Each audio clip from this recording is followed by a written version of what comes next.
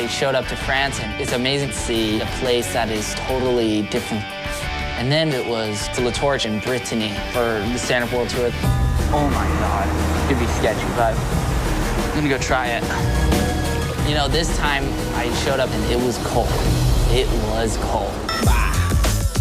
Left and right. The ocean has given me so much. It's the best, anything less. It is my greatest provider. That's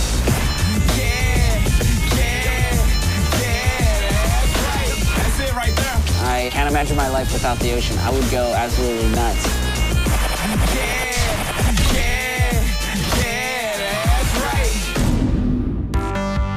France really is on the opposite side of the world. You couldn't fly in one, direction any further away from Maui.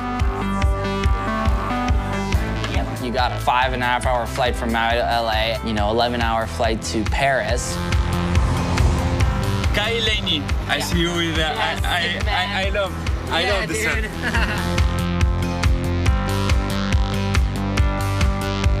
And then it was 8 hours to La Torche in Brittany.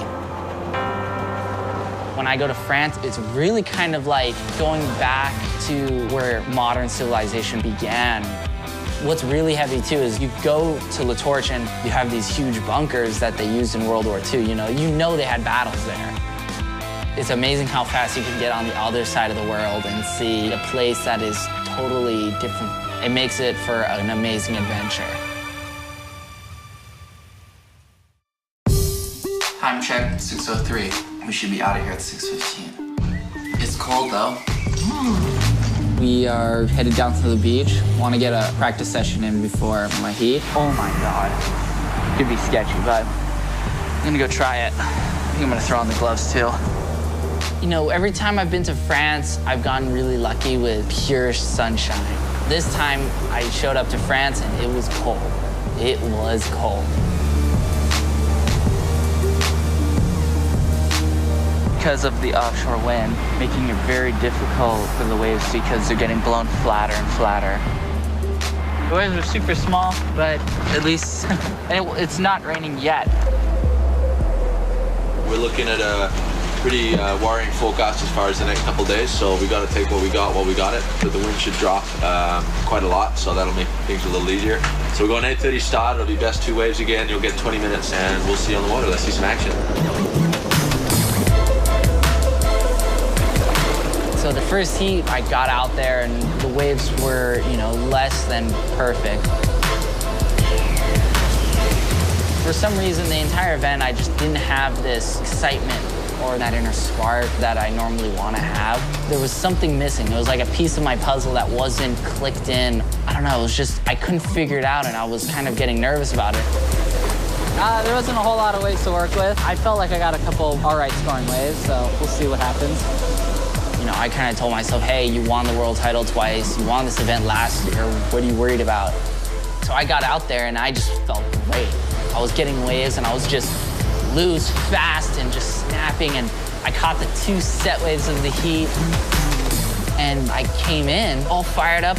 I know I made this heat. Oh, it's pretty cool coming in from each heat. I have a good following. Yeah, just stoked to feel really a part of this place.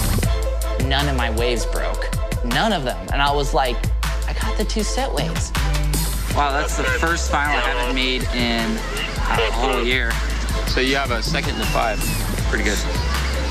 That's mentally, I was just like pumped. I don't know what it was. It was like pumped. And, unfortunately, that kind of carried on a little longer than I had hoped for.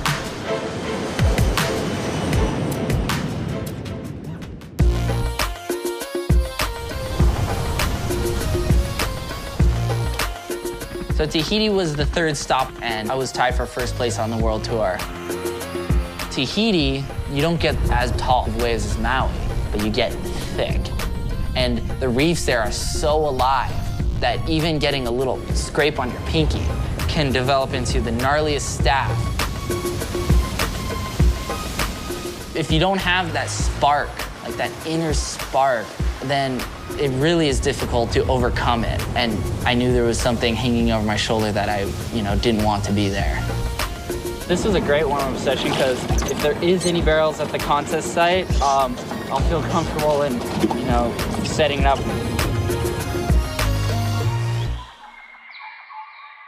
Tahiti could be as if Hawaii was 200 years ago. You're able to go to this place and you can really unravel there. I try to avoid Chuck, but he just so happens to be stalking me on this trip, so I just said go with it.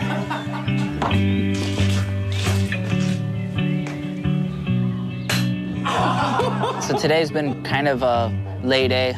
You know, you spend a lot of time, you know, hurry up and wait, but, you know, it's hard sitting around. This is the life of Kai right here.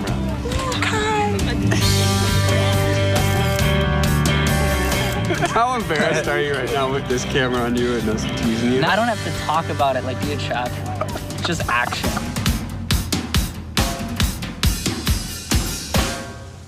Instead of going with the circus up in, you know, Sapanus where the event was on, everyone was training, we headed down the coast a bit and went to a place called Tapuna. And we ended up doing a Nash photo shoot with Chuck Patterson. And, you know, although the waves weren't very big for Tapuna, it was really fun. It was like a skate park. Take the plunge and don't look back. Let's get me kind and Kodak, but still, gotta capture the moment. Take what you got, play back in slow motion. Good drink, good food. Holler at a girl without being rude. What I feel, can't explain it. Got the words, just can't say it. Basically, we had Tapuna with just a few other bodyboarders and a couple surfers, and the cool thing was every time we would take off on a wave, and even though it wouldn't be big, we'd be barreling, and they'd be like, yeah, go! Oh, it was just such a good vibe.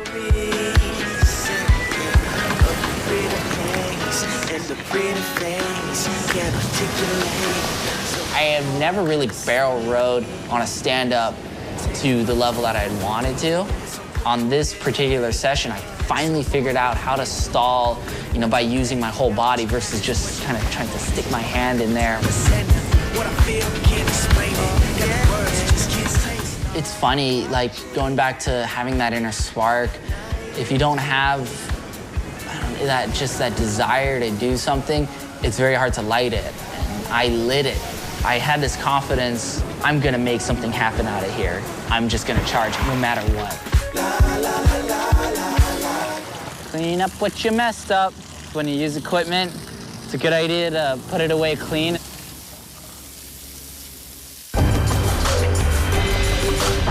I basically was so confident I was gonna make it that when I landed, everything just went haywire after that. Just was like, boom, boom, boom.